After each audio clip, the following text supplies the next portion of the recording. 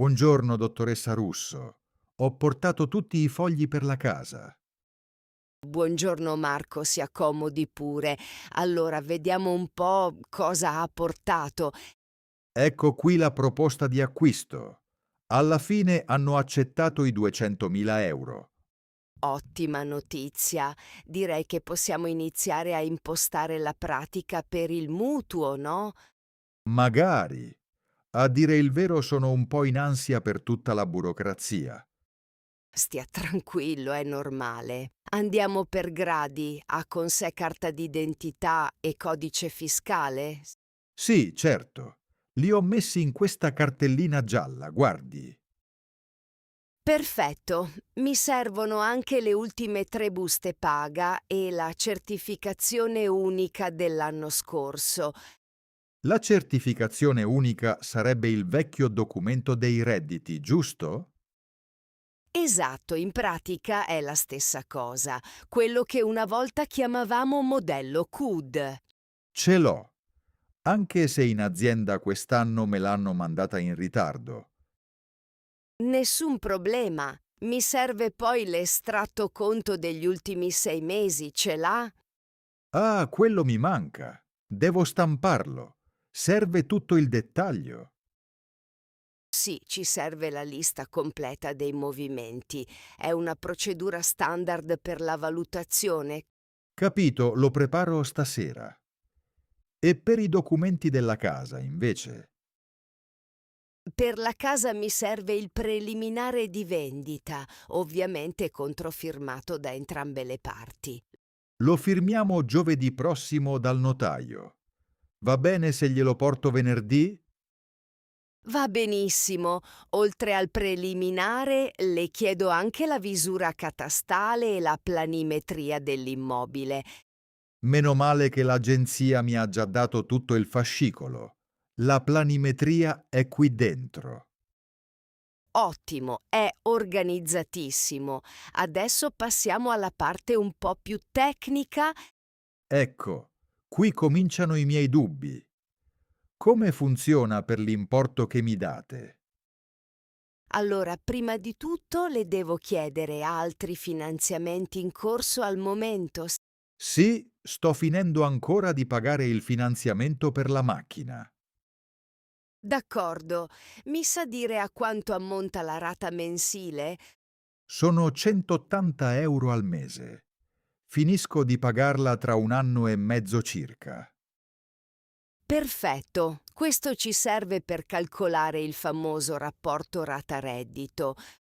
Fammi capire, sarebbe la percentuale dello stipendio che posso usare per il mutuo?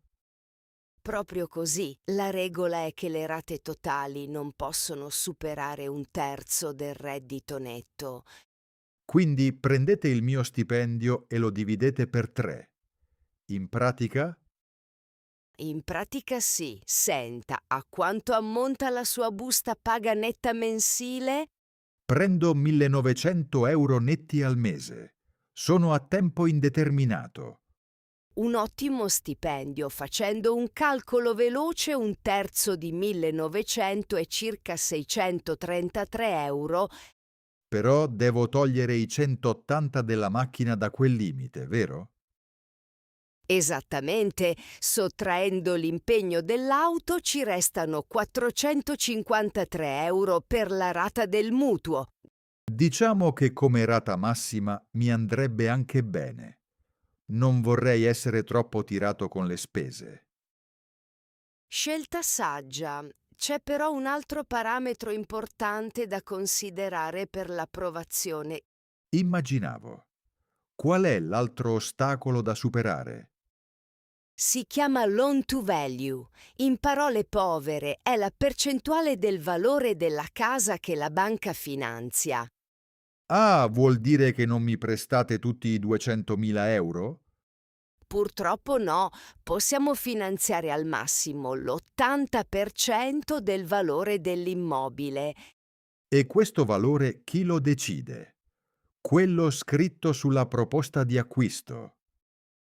Non proprio. Il valore lo stabilisce un nostro perito tramite una perizia tecnica. Quindi viene un esperto a controllare la casa e le condizioni generali? Sì, valuta tutto e ci dà il valore ufficiale. Ipotizziamo che confermi 200.000 euro. In quel caso l'80% sarebbe 160.000 euro di mutuo, a conti fatti. Esatto, bravissimo. Ha fatto i conti molto più in fretta di me. Lavoro in un'azienda metalmeccanica, coi numeri me la cavo. Ma i restanti 40.000? Quelli sono l'anticipo che dovrà mettere di tasca sua, oltre ovviamente alle varie spese accessorie. Con spese accessorie si riferisce al notaio e alle tasse, immagino. Certo, le spese notarili e le imposte. A questo punto dobbiamo capire se preferisce tasso fisso o variabile. Guardi, senza dubbio tasso fisso. Voglio dormire sonni tranquilli. La capisco perfettamente. In questo periodo è la scelta che fanno quasi tutti, tra l'altro. Ma i tassi come sono adesso? Sento in giro che si sono alzati un bel po'. Rispetto a un paio d'anni fa, sì, ma ultimamente si sono stabilizzati. Siamo intorno al 3,5%. Ho capito. E con questo tasso, per restare sotto i 453 euro, quanti anni devo fare? Un attimo che faccio una simulazione al computer. Vediamo subito. Faccia con calma. Speriamo di non doverlo pagare fino a 80 anni. Allora, chiedendo i 160.000 a 30 anni, la rata viene sui 720 euro. Caspita, 700 è fuori dal mio budget. Non aveva detto che mi restavano 453 al mese? Esattamente, ed è qui che sorge l'inghippo. Con l'importo richiesto superiamo la sua capacità di rimborso attuale. Ah, bel problema. E quindi come se ne esce? Mi bloccate la pratica? Non necessariamente. Ci sono un paio di soluzioni. La più semplice è inserire una seconda firma. Un garante, in pratica. Tipo i miei genitori. Sì, se suo padre o sua madre hanno un reddito dimostrabile, possono firmare a garanzia e alzare il tetto della rata. Mio padre è in pensione e prende una buona cifra. Però a 70 anni è un problema per un mutuo così lungo. Ottimo punto, di solito le banche considerano il garante fino agli 85 anni d'età. Ma se faccio il mutuo a 30 anni, lui finirebbe a 100. Come funziona? In questi casi la garanzia ci serve soprattutto per avviare la pratica. Tra 1 anno e mezzo lei finisce di pagare la macchina, giusto? Esatto, a quel punto avrò 180 euro in più liberi ogni mese.